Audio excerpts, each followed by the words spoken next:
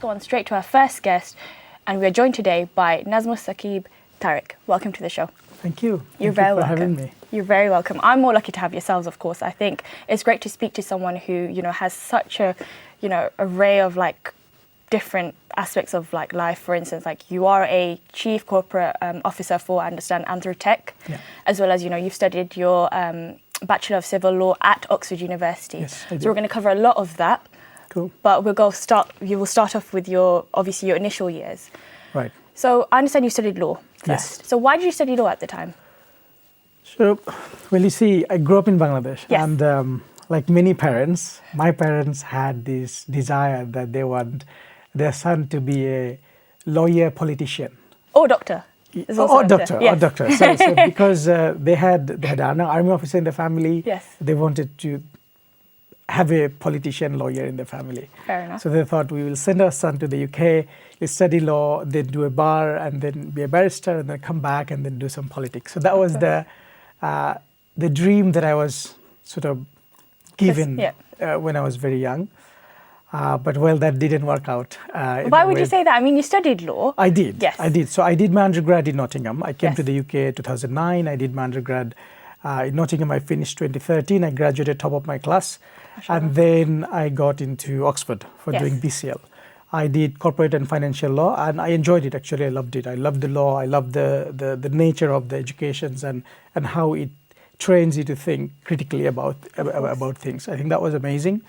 But after Oxford, what I found out is what I really like and enjoy is the aspect of how businesses make decisions and why certain things happen the way it does. So I felt the practicality of what I would solve for a client, I wanted to do it for myself. Okay, fair enough. So, but before we go into it, because I know there's a lot to cover about your career, obviously, when coming from Bangladesh, we have so many international students now. A lot of my friends, the friends staying with me right now, are international students, and they did the bar course. So did you find that moving from Bangladesh to the UK at the time in 2009 was a bit of a transition? Because we're going through, I think, a bit of a recession at the time as well. What were things like for you?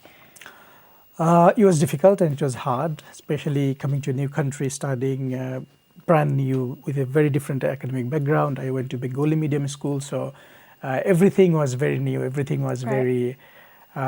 sort of, you are kind of put in a pot, just like if you know the frog analogy where the frog is like heating up slowly or all of a sudden it jumps in the hot water. So as a student from Bangladesh, you would have that kind of feelings, like you're all of a sudden here.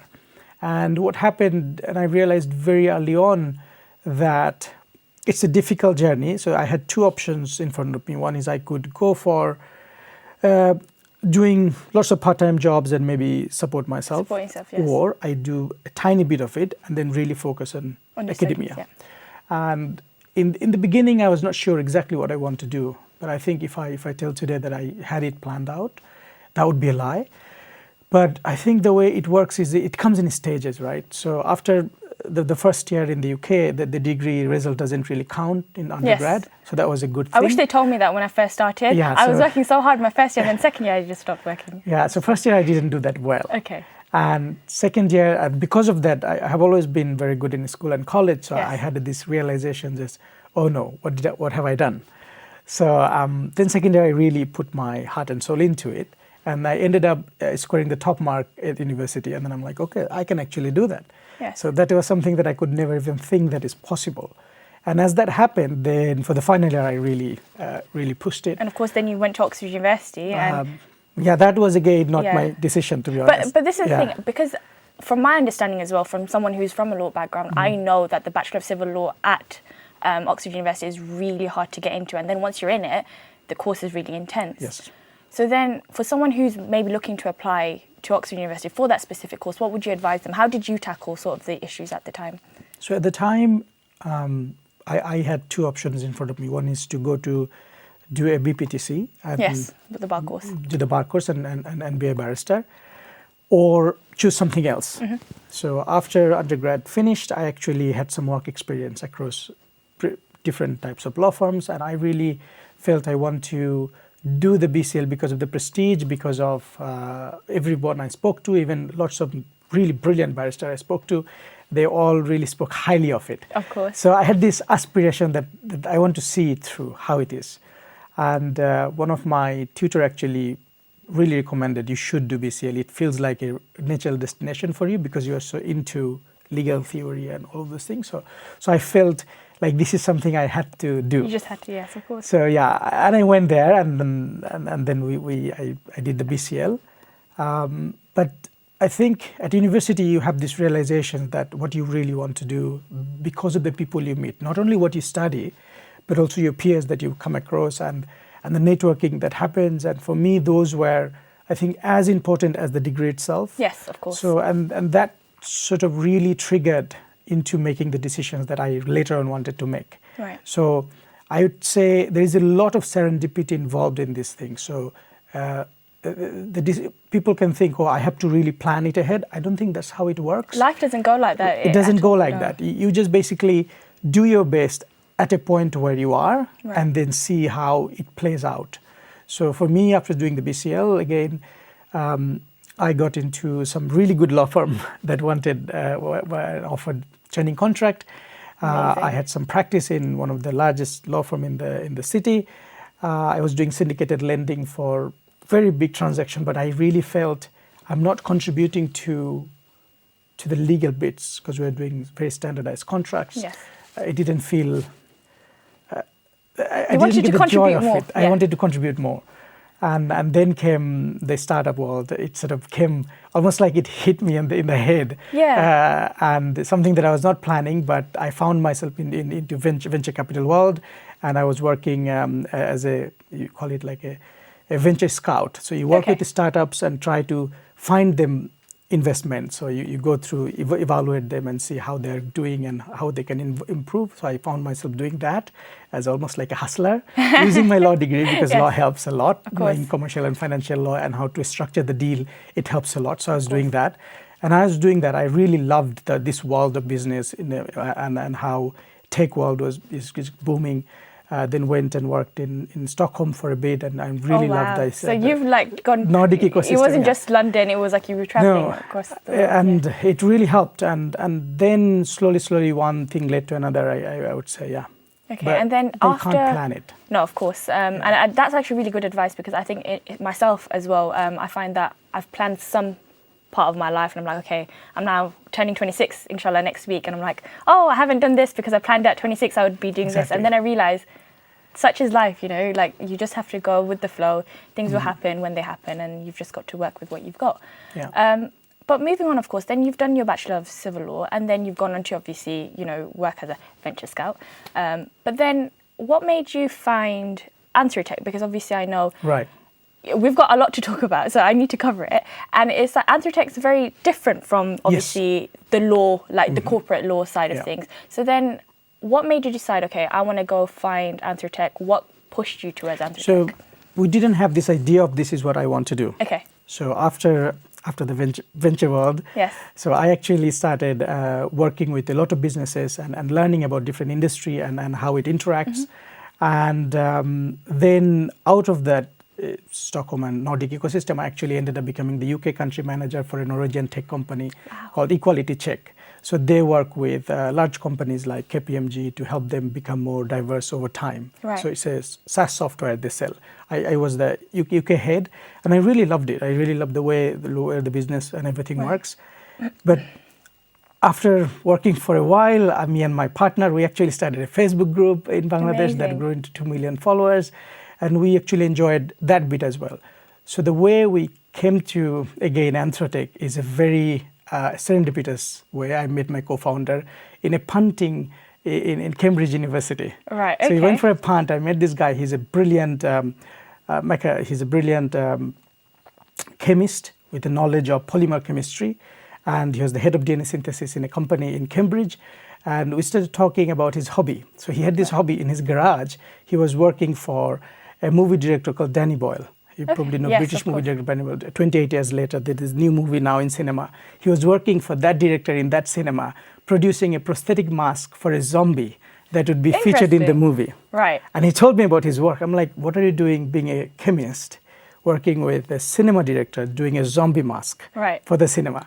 So then I went and saw it, saw the work, and I knew that people from medical world, especially medical device innovator and soft robotics companies, have demand for this kind of hyper-realistic simulations right. for their own development R&D work. So I told, how about the knowledge you have as a chemist? Yes. Then the work you do with cinema, we combine those together and bring it for medical simulation and robotics. And that's exactly what Anthrotek is. That's what Anthrotek is. Anthrotek is a company that produces human-like simulations for medical company, for robotics company, for humanoid robotics company, so that they can actually experiment and test different things. And also, we've got a few, don't we? Yes, yes. I think I'm gonna.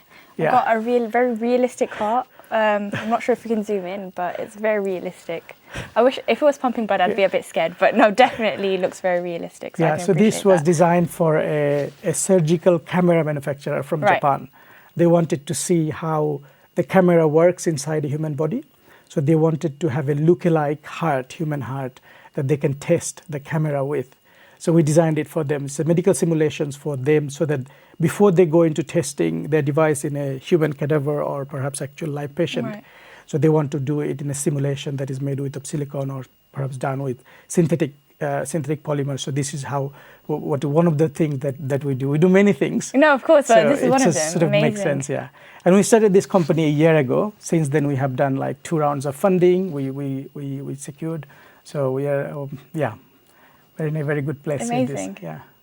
It's the fact that this is a heart look. I mean, I can't imagine my own heart in my hand, but this, because I remember watching Indiana Jones once when I was a young kid, and they had like a real, it looked very real. Yeah. But I can imagine like this being in a movie, but to use this in real life is obviously very different for like real life investigations and things like that. So it is quite good. So how would you say it's changed sort of the medical field in terms of the research that you guys are doing? We work with some of the clients we work with. Currently, we're working with a client in Oxford. They produced a very amazing medical transplant device for actually organ transplant to happen. Right. And in order for them to train their doctors, they need functional organ that is made out of synthetic, not actual organ, that works like the real organ, so that they can train, let's say, the fluidics dynamics and all of those things like blood flow and everything. They can actually test in the device. So we actually produce the simulation and give it to them so that they can then train doctors and they can train surgeons who are actually then implementing those knowledge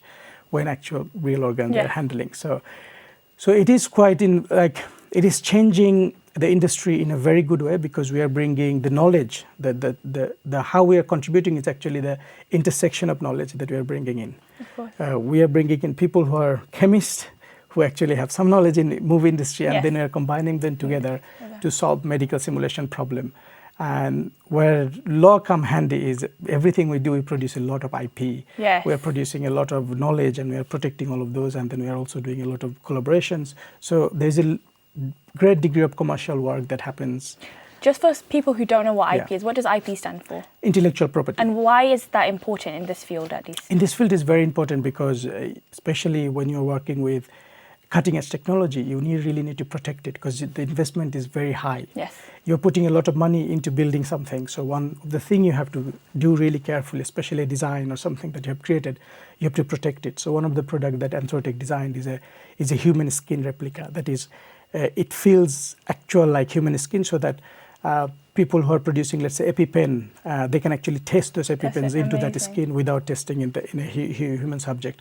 So as we develop it, in order to develop it, we need to invest in the best-in-class chemist, best-in-class medical expert, and bring all of those knowledge together to build a product. And once you build a product, you need to make sure the product is protected, so that you can. It makes commercial sense. I mean, now that you've got that background in law, and obviously you've got your co-founder who has the great knowledge of chemistry, how do you think you find yourself?